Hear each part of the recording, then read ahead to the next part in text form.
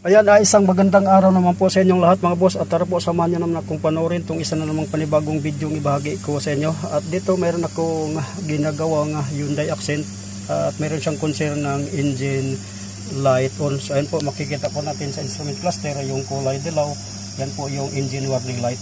At ang gagawin ko una ay check ko muna yung diagnostic trouble code. So ayan, ito yung aking scan tool, kiklik ko lang yung DTC analysis.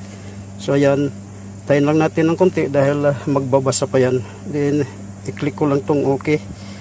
Tapos ayan, magbabasa na yan at antay-antayin lang natin kung anong mababasa dito sa scan tool. At maya-maya ay atin ang makikita kung anong diagnostic trouble code na mababasa or na-i-scan. So ayan, yung scan tool ay binabasa niya pa or in-scan pa. So ayan po,